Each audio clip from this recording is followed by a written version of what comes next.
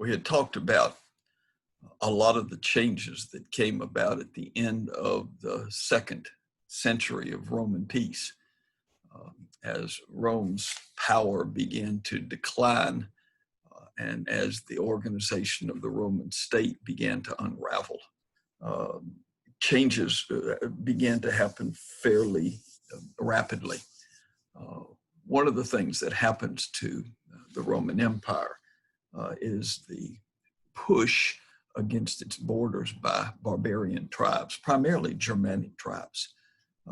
Much of what happens in Europe will later happen in the United States with Native American tribes here, as the white people displace Indian tribes that had historically lived in the East. They had to move west, and as they moved west, they pushed the Indian tribes that had lived in that part of the country till eventually most of them had been pushed across the Mississippi. And it created a constant battle among Indian nations for control of the lands of the Great Plains. Well, that's what happens to the Romans. Barbarian tribes from the east begin to move to the west. As they move to the west, the German tribes, seeing the Roman Empire, seeing the great lifestyle in the Roman Empire, decide that they want some of that. They don't want to destroy the Roman Empire. They want to become part of it. And because of the growing weakness of the Roman armies, they are forced eventually to invite some of these barbarian groups to actually settle along the borders of the empire, to become part of the defense system, if you like, and to try to keep out other tribes that are coming. What happens is that in 476, eventually these tribes simply supplant the Roman authorities. And in 476, the first non-Roman is elected emperor, if you like, or installed as emperor, because he happens to lead a more powerful army than the Romans can put up against him. As all of this change starts to happen, those things that we talked about that were the heart and soul of the Roman world, a Mediterranean lake in which the pirates had been driven off. And so there's regular, safe communication across the Mediterranean, and trade routes where highwaymen had been brought under control. And as the highwaymen were brought under control, trade throughout the Roman Empire. And then we mentioned the fact that there's regular Roman trade with China because there was that much peace. Well, what begins to happen then is that as those fall apart, and as the Roman state cannot provide the political leadership or the military leadership to defend people, then we begin to see the late Roman world morph into what we call the medieval world or the Middle Ages. We talked about the fact that the senators began to buy up land, and this land became huge estates of the latifundia, and the small farmers that had worked this land for centuries now became what the Middle Age will call peasants or serfs. The Romans called them coloni, and they now had to work the land of the wealthy. And what happens over time is that as they work that land, their children work the land, their children work the land, and people become bound to the soil. It is in its own way, if you like, a form of slavery. Unlike the American version of slavery, those who worked the land didn't belong to an individual, they belonged to the land itself. And because there is no national government and no national army to control all of this, we get the beginnings of the feudal age.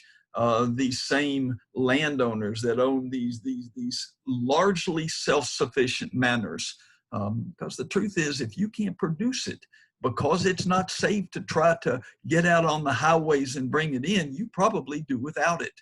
And these same landowners now begin to construct castles, castles that will defend them in the event of assault from the outside. And they're built large enough so that the peasants can be brought inside. The land might be destroyed. The villages of the peasants and their houses might be destroyed, but everybody is secure. And then out of this, there emerges the feudal system, in which the lords in one part are allied with the lords in another part. And the agreement is, if you're attacked, then your vassals and your friends will come to defend you.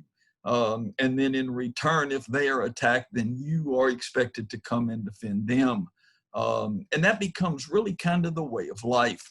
A series of estates, a series of manors, a series of plantations, if you like, all of them independent, all of them largely self-sufficient, and a population where you have the very wealthy and the very poor, and not much in between.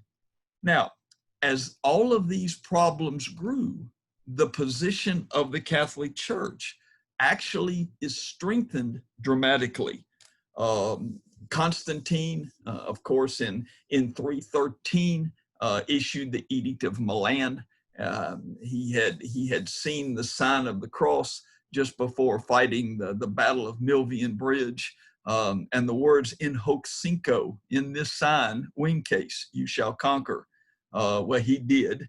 And he believed that cross then was the sign of good fortune for him. And so the Edict of Milan declared that there was absolute tolerance of the Christian faith within the empire. 12 years later, in 325, Constantine convenes the Council of Nicaea. And among other things, the Council of Nicaea defines the Nicene Creed, or drafts the Nicene Creed, which becomes to define what the early church considered to be the necessities of the Christian faith. And so as the power of the empire is eroded, the power of the church is increased.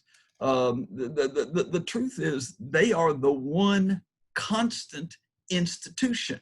There's no army, there's no government, there's no internal trade, but the church is the church. It's still there. It exists all over the empire.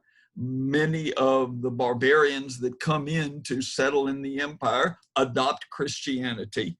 The church makes certain that each community has its own priest, a priest that is not necessarily trained to be a religious leader, but a priest who is there, who provides for the needs of his parishioners.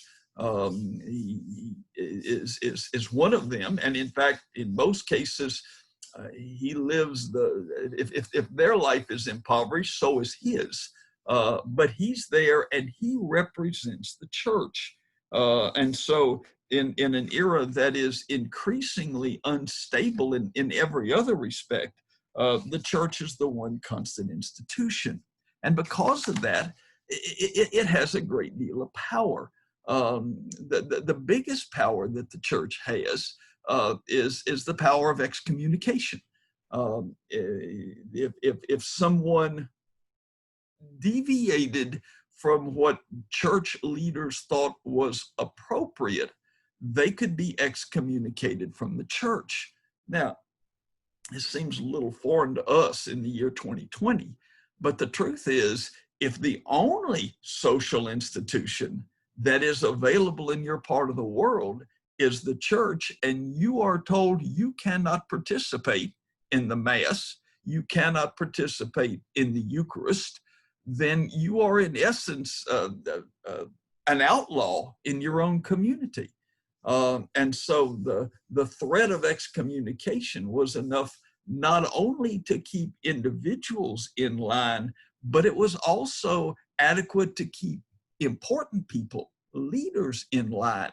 On one occasion, Ambrose of Milan, the Bishop of Milan, got word that the emperor had done something that where he had ordered the killing of a number of individuals, and Ambrose didn't hesitate to excommunicate the emperor. Well, imagine being the emperor, and you can't be in communication with the people in your empire. Obviously, if you're not allowed to be in communication with them, then any order you give might or might not be carried out. And so the emperor eventually had to come to Milan and had to make penance in front of Ambrose. Now that kind of power is unusual. We can't imagine a church in our day and age necessarily having the same kind of absolute power. But the early church begins to develop that. And as the medieval ages go on, it will not only increase the power of the faith, but it will also set the background for the kinds of abuses that will lead eventually to the Reformation. Now, one thing that also grows along with the church is monasticism. It becomes an increasingly important part of church life. Understand, monasticism is not unique to Christianity. In fact, we know from reading in the Bible about the Essenes. The Essenes were Jewish religious people, pietists, I guess we might call them, who removed themselves from society, lived pretty much as hermits. The uncovering of the Dead Sea Scrolls in the late 1940s revealed something to us. People became far more interested in the Essenes, who apparently had hidden these documents away in the Dead Sea Valley. But they lived lives where they separated themselves from people, and where they devoted themselves to sustaining a religious faith, and to worship and prayer, set apart in many cases from the people. Lot of folks think that John the Baptist probably was at least in part an Essene. Remember, he dressed himself in funny looking clothes in terms of that age, and he ate honey and locusts, and we know nothing about him from the time of his birth until he appears preaching a repentance based on baptism. There are even some who argue that Christ himself may have spent time in an Essene community, except for Luke 2:52, and Jesus increased in wisdom and stature and in favor with God and man. We know nothing about Jesus from his first appearances in the temple when he was a child or a young man, until again he arrives on the scene and is baptized by John. So at least and we also know that Christ loved from time to time to restore himself by getting away from people, even getting away from the 12, and going off by himself. The Bible tells us about either 1 or 3 years of Jesus's ministry, depending on whether you read the synoptics or you read John. And it doesn't tell us a lot. There's lots of gaps in there. What happened when the Bible's not telling a story? Where was Jesus during those times? Who was he with? Where did he live? Did he go off by himself? Did he gain renewal by going off by himself? All of those questions are part of what inspires a sense that it is okay to remove yourself from society. It gives you time to think. It gives you time to in a way, relax. It gives you time to try to restarts the spine, if you like, or recharge the batteries, whatever. And it also allows you a time for contemplation, a time to pray, a time to avoid some of the stresses that the world itself offers. So Christian monasticism, as near as we can tell, began in the desert lands of the Near East, particularly in the desert outside of Alexandria. Almost all Eastern monks were originally and remain through much of the period that we are talking about now, remained hermits. They took themselves away from normal life and devoted their life to prayer and religious study and religious devotion. In 379, a monk who was later made a saint by the Catholic Church, Saint Basil, organized what we would, I guess, look on as a monastery, a religious establishment, which had rules and regulations and the way people were to operate. And Saint Basil's rules become the rules of Eastern monasticism. And in fact, the Emperor Justinian in the first half of the 6th century encouraged the adoption of Saint Basil's rules as a model for other communities. Now, apparently, there was lots of penance, lots of physical atonement for transgressions among Eastern monks. Flagellation was not unknown, and it was again, because it was the life of a hermit. It was a harsh life in virtually every respect. But they establish a way for people who were interested in intense looking at self in relation to Christ's teachings. It offered an opportunity for that to happen. Eventually, monasticism will move to the West. By the 6th century, in Ireland especially, Irish Christianity in the 6th century is almost all monastic Christianity, and the monasteries in Ireland in the 6th century were so important that the abbots, the leaders of the monasteries, were actually more important than were the bishops. The Irish monasteries adopted an awful lot of the same practices that the Eastern monasteries had adopted, and instead of flagellation, they used an extended separation from the community, and as a penance for things that they had done wrong. They called it distant journeying. And so a lot of what happens to Christianity in Scotland and a lot of what happens to Christianity in Northern England is because Irish monks, having been forced into distant journeying from their monasteries, made their way across the intervening waterways to Scotland and to Northern England, and they bring Christianity there.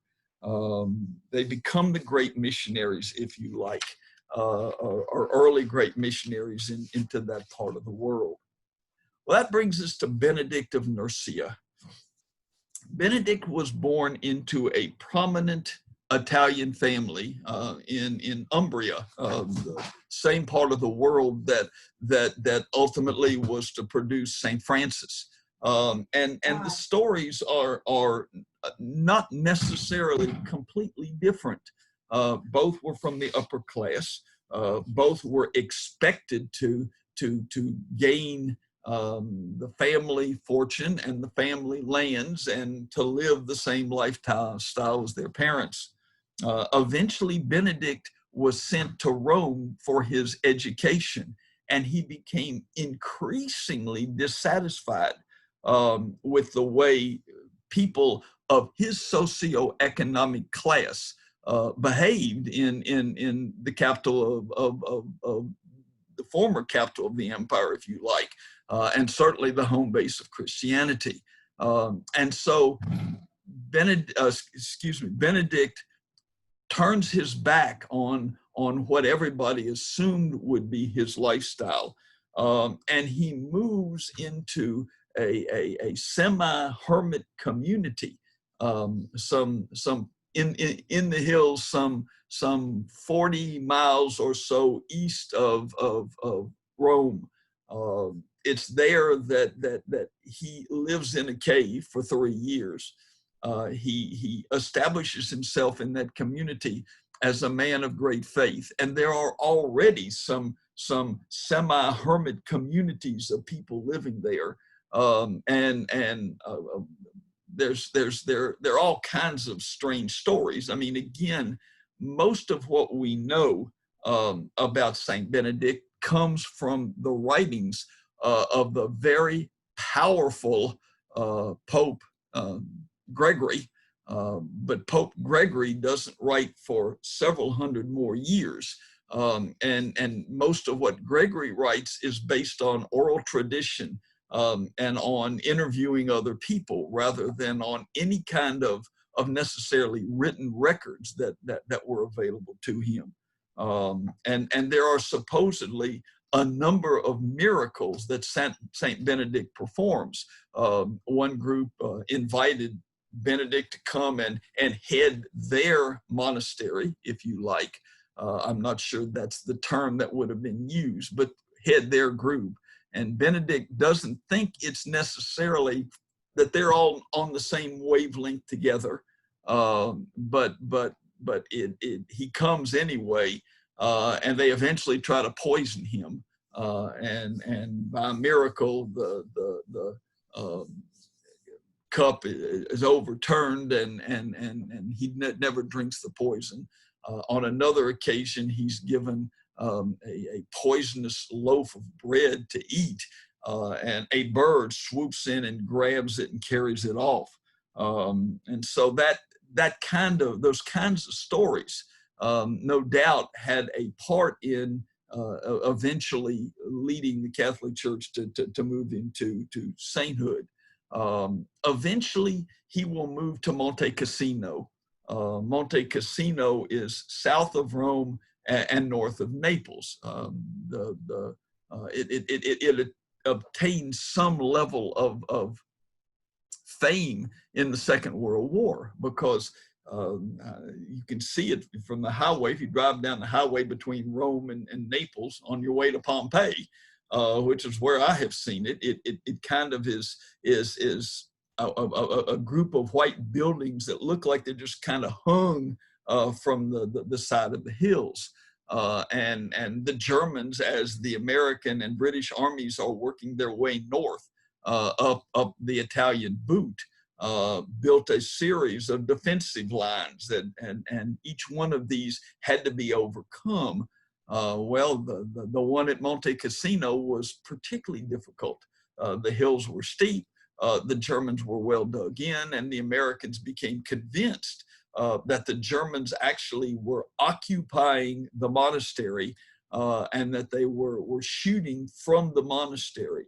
And so the Americans, in a controversial decision in the Second World War, called in the planes and bombed the monastery. Turns out the Germans weren't there at all. They were in the grounds around it, but they were not in the monastery itself. But it's here at Monte Cassino that the Benedictine order gets its start. And of course, we bombed the home of the Benedictines. Now it's subsequently been rebuilt. And many of the treasures that were there had been removed before the bombing happened. But it's not the kind of good PR that the American armies wanted during World War II. Saint Benedict is best known for the Benedict Rule, which becomes the guiding rule for his order and is ultimately adopted by an awful lot of other orders, both orders of monks and orders of nuns. It's called the Benedict Rule. We distinguish between regular clergy, which are monks because they live by rule, and secular clergy, the priests and the bishops and whatnot, that don't run their lives by a specific rule of thumb. He believed that people should devote, if they wanted to be monks, they should devote themselves to lives of orderly corporate prayer. And by doing so, a monk renders suitable homage to God. And so in the Benedictine Rule, there are specific times during the days, from the early morning to Vespers in the evening, where monks stopped whatever it was they were doing and went in prayer to God. The rule also includes poverty. They are expected to renounce all personal possessions. Chastity. Monks are called to give up on marriage, renounce marriage, to remain chaste only to God. Obedience, because there is the expectation that they will obey the rule established by their order. And of course, then finally, stability. Benedict believed that if you joined an order, you should remain with that order and not move from monastery to monastery. And so the result is, because this gets rid of some of the severity and harshness that had characterized Eastern monasticism, it becomes, if you like, somewhat more acceptable to people, and we begin to see the growth of monasteries. In addition, of course, in addition to the times of prayer, there are lots of other times available in the day, and monks were expected to use these wisely, both in work but also in relaxation, rest, and recreation. The two things that dominate the Benedictine order. One is agriculture and agricultural experimentation. Not just the Benedictines, but most other orders of monks in the medieval ages devote themselves to experimentation. We get all kinds of agricultural breakthroughs, making land more productive, figuring out better ways to live in God's creation. Of course, the monks in France and Germany become famous for their winemaking, and they are given credit for developing champagne. Dom Perignon gets credit for coming up with champagne, and only the champagne made in the region where he developed the process is legally supposed to be called champagne. All the rest is sparkling water. They also, most monks had time for other kind of explorations. Mendeleev, for example, experiments with, I think it was fruit flies. I'm not a biologist or chemist, but begins to study how human being traits are passed on from generation to generation. But because of their success, the monasteries become relatively wealthy, and they begin to buy up more and more land. By the outbreak of the French Revolution in 1783, monasteries and church estates made up 20% of all the agricultural land in France.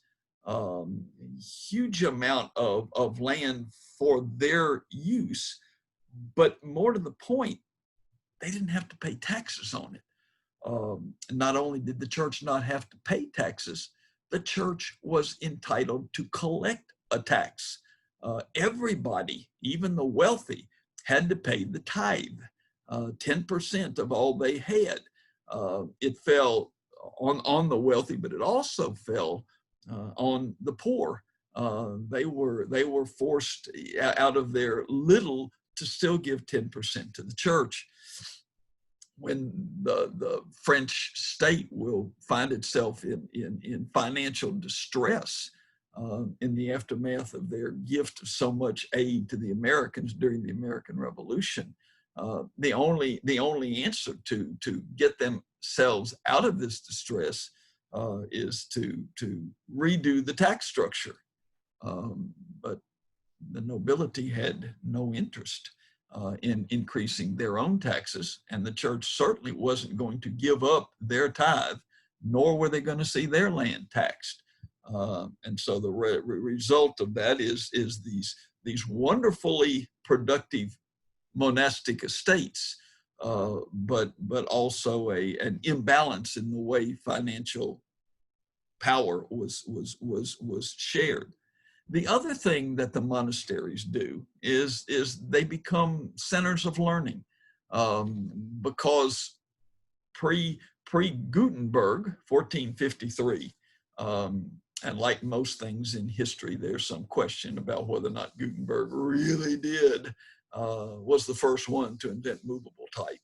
But until that happens, the only way to pass along documents is monks laboriously copying them over and over and over again. It becomes both a blessing and a curse. Every time you write a manuscript, the chance of making mistakes is increased. This is what makes the findings in the Dead Sea Scrolls so important, because they took us back to earlier manuscripts where these mistakes hadn't been made. If my handwriting's not very good, and mine isn't, a monk that is trying to copy something that I had written would get to a point in saying, I can't read that. And would either make up his own word or would leave something out, and who knows what happens to the manuscripts. But it is only by their diligence that these get handed down. They also, because they have the manuscripts and because they develop, if you like, libraries, they become the heart and soul of some level of education in the early medieval ages. Education not for the average person, because I mean, if you're going to be a peasant, work the land, you're going to learn what you need to know from your daddy, and that's all you need to know. And that's all you need to pass on to your kids when they're going to work the land.